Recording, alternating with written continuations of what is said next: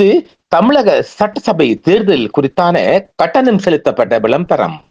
தலைவன் என்றால் ஐயா ஸ்டாலின் மீது 1000 விமர்சனம் எனக்கு உண்டு. அரசியல் இல்லையோ, ஆனாலும் இரவோடு இரவாக தூக்கத்தை குறைத்து வந்து நின்னார்ல. தலைவன் அப்படிங்கறதுல உங்களுக்கு இந்த பேரை கேட்டோன்னே என்ன மனசுல தோணுது? ஸ்டாலின். எஸ்.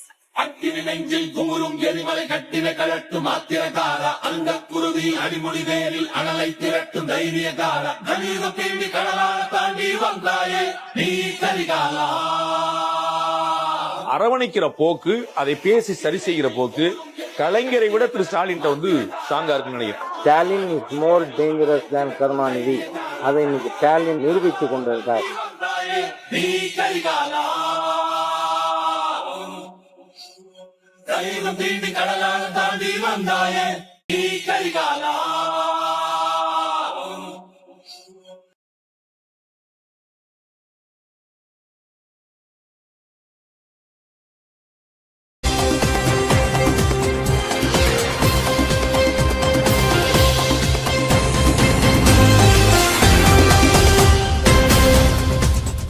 அன்பு நேயர்களே, வளைகுடாவில் ஒரு ஐநாவின் பாதுகாப்பு சபையின் அழுத்தம் ஒன்றை அதிகரிப்பதற்காக அவசர ஒரு ஐநாவின் பொதுச்சபையின் பாதுகாப்பு பொதுச்சபை ஒன்ற கூட்டத்தை கூட்டினாங்கள். அவங்க எடுத்த தீர்மானத்தை, அதாவது ஈரான் மீது ஒரு அழுத்தம் அல்லது ஒரு ஆயுத முன்னெடுப்பு சொல்ல, அதை சீனாவும் ரஷ்யாவும் நிராகரிச்சிருக்கிறாங்க. அதனால் ரஷ்யா மீதும் சீனா மீதும் அமெரிக்கா மிகப்பெரிய கண்டனத்தையும் கோபத்தையும் தெரிவித்து வருகின்றது. இது நேற்றைய செய்தியா? நேற்று தான் இந்த பாதுகாப்பு கவுன்சில் கூட்டியிருக்கிறாங்க. ஹாமஸ் மீதான வீட்டோ அதிகாரத்திற்காக ஐநா பொதுச்சபை அவசர கூட்டத்தை கூட்டியது.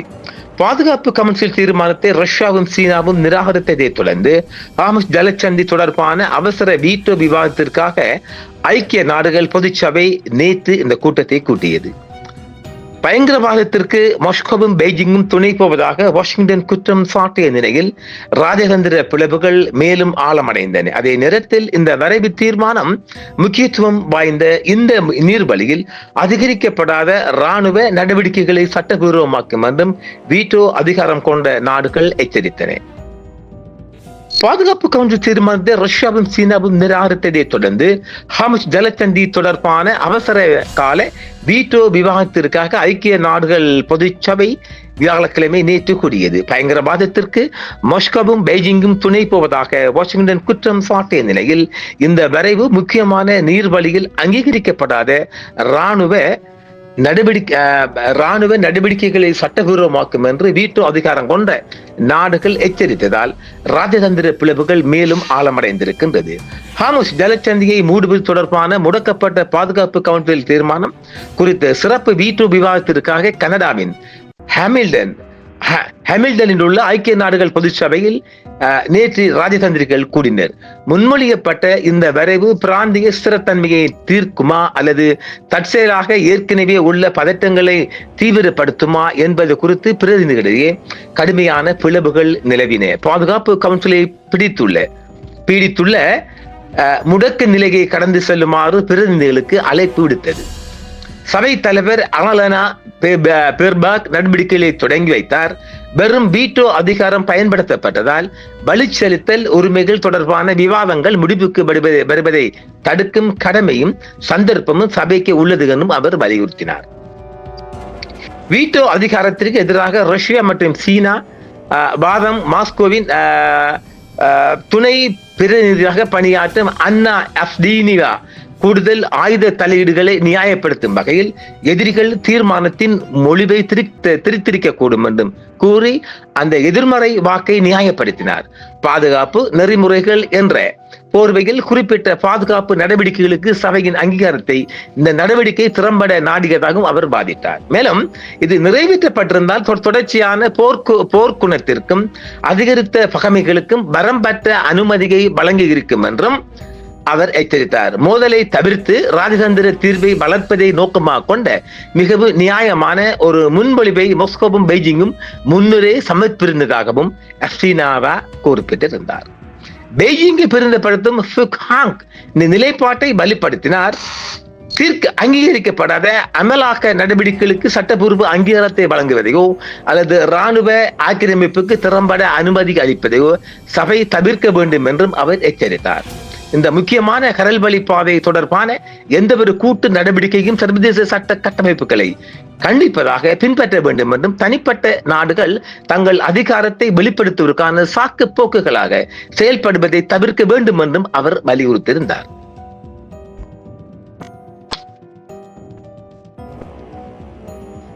மனிதாபிமான பொருட்கள், விவசாய உள்ளீடுகள் மற்றும் எரிசக்தி ஏற்றுமதிகள் உள்ளிட்ட தடையற்ற வர்த்தக போக்குவரத்தை இந்த அத்தியாவசிய கடல் வழி பாதை வழியாக மீட்டெடுப்பதில் அமெரிக்கா உறுதியாக உள்ளது என்றும் அமெரிக்கா தெரிவித்துள்ளது. தாக்குதல், அச்சுறுத்தல், முற்றுகை தந்திரங்கள் மற்றும் வற்புறுத்தல் ஆகியவற்றிலிருந்து கப்பல்களை பாதுகாக்கும் என்றும் அமெரிக்கா தெரிவித்துள்ளது. பொருளாதார வீழ்ச்சி, உலகளாவிய உணவு பாதுகாப்பிற்கு அச்சுறுத்தல், ஐரோப்பிய ஒன்றிய பிரதிநிதி ஸ்டாவ்ரோஸ் லாம்பிடிஸ் லத்தீன் அமெரிக்கா மற்றும் கரிபியன் முழுவதும் உரங்களின் விலை கடுமையாக உயர்ந்துள்ளதும் அவர் வெளிக்காட்டியிருக்கின்றார்.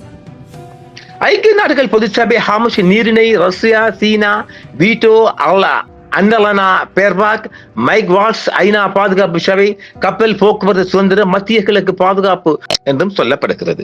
ஈரானின் அணுசக்தி திட்டம் தொடர்பான நீண்டகால முட்டுக்கட்டையை தீர்ப்பதற்காக பாகிஸ்தான் ஒரு பெரும் முக்கியத்துவம் வாய்ந்த மத்தியஸ்த முயற்சியை தொடங்கியுள்ளது. வரும் நாட்களில் ஒரு முன்னேற்றத்தை எட்டுவதற்கு இஸ்லாமாபாத் செயல்பட்டு வருவதாக அரசாங்க வட்டாரங்கள் தெரிவிக்கின்றன.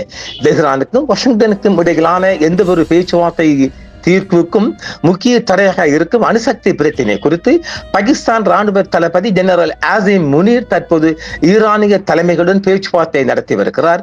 மத்தியஸ்த செயல்முறையின் முக்கியத்துவம் காரணமாக பெயர் குறிப்பிட விரும்பாத 2 பாகிஸ்தான் அரசாங்க வட்டாரங்கள் தெரிவித்திருக்கின்றது. ஒரு புதிய சுற்று பேச்சுவார்த்தைக்கு முன்னதாக அமெரிக்காவிற்கும் ஈரானுக்கும் இடையில் அதிகபட்ச புரிதலை உருவாக்க இஸ்லாமாபாத் முயற்சிப்பதாகவும் தெரிவிக்கப்பட்டிருக்கின்றது. அந்த வட்டாரங்களின் தகவலின்படி சர்வதேச அணுசக்தி முகாமையுடன் இணைந்து செயல்படும் 4 நாடுகள் மூலம் ஈரானின் அணுசக்தி திட்டத்தை 3ஆம் தரப்பாக கண்காணிப்பதற்கான பாகிஸ்தானின் முன்மொழிவுக்கு ஈரான் கொள்கை அளவில் ஒப்புக்கொண்டுள்ளது. இந்த 4 நாடுகளின் கட்டமைப்பில் ஐநா அணுசக்தி கண்காணிப்பு அமைப்பை சேர்ப்பதற்கு தெஹ்ரானுக்கு எந்த ஆட்சேபனையும் இல்லை என்றும் இந்த முன்மொழிவு ஈரானிய அதிகாரிகளால் ஜெனரல் முனீரிடம் தெரிவிக்கப்பட்டுள்ளது. இருப்பினும் வாஷிங்டன் இன்னும் பதிலளிக்கவில்லை. ஈரான் அணு ஆயுதங்களை உருவாக்கவில்லை என்பதை உறுதி செய்வதற்காக கடுமையான மற்றும் விரிவான கண்காணிப்பை அமெரிக்கா நீண்ட காலமாக கோரி வருகிறது. இரு தரப்பினருக்கும் இடையிலான இடைவெளிகள் குறைந்து விட்டதாக தெஹ்ரானில் இருந்து வரும் அறிக்கைகள் தெரிவிக்கின்றன. ஆனால் தடைகளை நீக்குவதற்கு ஈடாக ஈரானின் யுரேனியம் செறிவூட்டலை 20 ஆண்டுகளுக்கு இடைநிறுத்துவதே வாஷிங்டனின் முன்னுரிமையாக உள்ளது. ஈரான் தற்போது 400 கிலோகிராமுக்கும் அதிகமான செறிவூட்டப்பட்ட யுரேனியத்தை தன்வசம் வைத்துள்ளதுடன் 5 ஆண்டு கால இடைநிறுத்தத்தையும் முன்மொழிந்துள்ளதாக தகவல்கள் தெரிவிக்கின்றன. சாத்தியமான அமெரிக்க பயணம் மற்றும் அடுத்த கட்ட நடவடிக்கைகள் இஸ்லாமாபாத்தின் முன்மொழிவு குறித்து விவாதிப்பதற்காக ஜெனரல் முனீர் அமெரிக்க ஜனாதிபதி டொனால்ட் ட்ரம்பை சந்திப்பதற்காக 1-2 நாட்களில் வாஷிங்டன் டிசிக்கு பயணம் செய்யக்கூடும் என்றும் செய்திகள் தெரிவிக்கின்றன. அத்தகைய பயணம் குறித்து எந்த அதிகாரப்பூர்வ உறுதிப்படுத்தப்படவில்லை என்றாலும் மற்றொரு சுற்று பேச்சுவார்த்தைக்கு முன்னர் அதிகபட்ச புரிதலை எட்டுவதற்காக அமெரிக்க மற்றும் ஈரான் தொழில்நுட்ப குழுக்கள் தொடர்ந்து செய்திகளை பரிமாறி வருகின்றன. இந்த பேச்சுவார்த்தை ஒரு ஒப்பந்தம் கையெழுத்திடும் விழாவாக மாறும் என இரு தரப்பினரும் நம்புகின்றனர். அணுசக்தி பிரச்சனையை விவாதிக்கப்படும் விஷயங்கள் ஒன்றாகும் என்றும் பாகிஸ்தான் வெளியுறவு அமைச்சக செய்தி தொடர்பாளர் தாஹிர் தெரிவித்துள்ளார். இருப்பினும் புதிய பேச்சுவார்த்தைக்கான திகதிகளோ அல்லது இடமோ இன்னும் நிர்ணயிக்கப்படவில்லை என்றும் எதிர்பார்க்கப்படும் பேச்சுவார்த்தைகள் இஸ்லாமாபாத்தில் நடைபெற வாய்ப்புள்ளது என்றும் வெள்ளை மாளிகை தெரிவித்துள்ளது. ஆக ஏதோ ஒரு வகையில் பேச்சுவார்த்தை என்ற ஒரு புதிய பூச்சாண்டி ஒன்றை அமெரிக்கா எடுத்துச் செல்ல போகின்றது என்பது உண்மை.